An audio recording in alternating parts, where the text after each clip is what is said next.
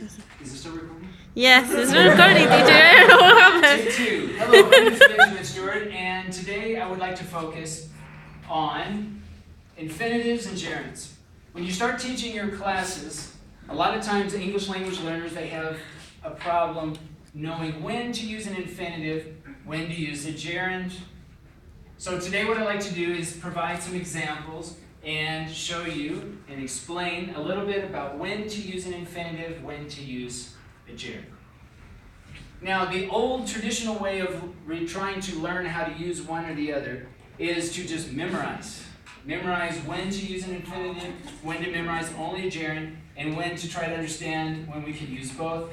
What I would like to do is share with you today a different approach. This is a semantic principle. Technically, it's called the Bolinger principle, but this is a way of looking at the differences between gerunds and infinitives and looking at it based on semantics, that is what they mean. So, I would like to share with you these definitions. Infinitives we can think of by using them in a hypothetical situation, a future situation, or unfulfilled situation. Infinitives. Gerunds, we can tend to use these in real situations, vivid situations, and fulfilled situations. So let's take a look at an example. I'm going to provide some examples and provide a complete analysis, but I'm going to focus on infinitives and gerunds. So the first example, I remember locking the door. If we diagram this sentence, we can identify the subject as a personal pronoun or subject pronoun I. We have the verb or verb phrase, in this case the verb remember, which happens to be in the present tense. And then we have a direct object, which would include, in this case, a gerund clause, because we have locking the door. Locking, a gerund is a verb, it looks like a verb, and it ends in ing. So we have a verb in the ing, but it's functioning as a noun. In this case, we have locking the door. So we have locking, and then the object door with the definite article, the. The, in this case, is really functioning like an adjective because it's actually relating to the noun door. So we have this as an example, and we say, I remember locking the door.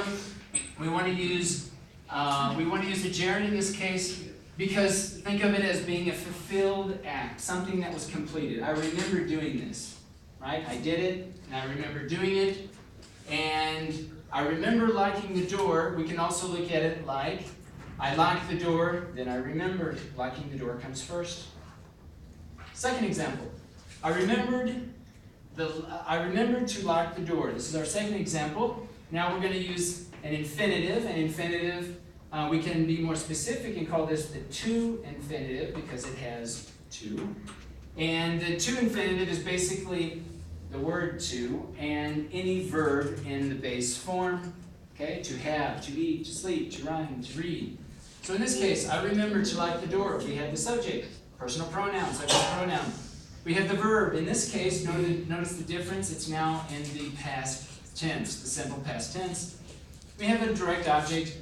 In this case, instead of a gerund clause, we have an infinitive.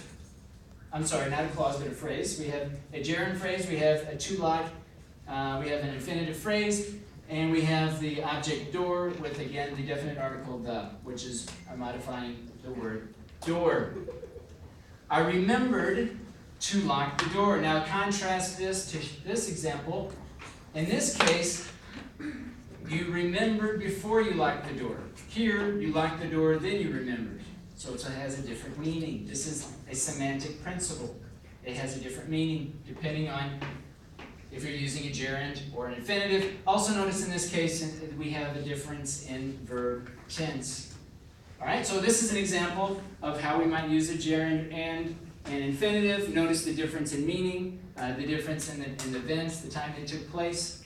And let's take a look at the next example. Over here you see we have, I tried closing the window, but that I did not help because I still felt cold. We have a second example, I tried to close the window, but I couldn't because it was stuck. Notice the difference between the two. In the first example we have, I tried closing the window, we have the gerund, that is the verb in the ing. I tried closing the window, but that didn't help. The reality was, I actually closed the window, right? I closed the window. I still closed it, and I still was cold. In contrast, in the second example, I have to close. Now, this is the infinitive. The to infinitive, that's to plus the verb. I tried to close the window, but I couldn't. So the reality in this case was that I actually could not close the window. So we had a difference in meaning, okay? I added this information here to make it clear, but I could have said, I tried to close the window, I tried closing the window just by itself, okay? And there still is a difference in meaning.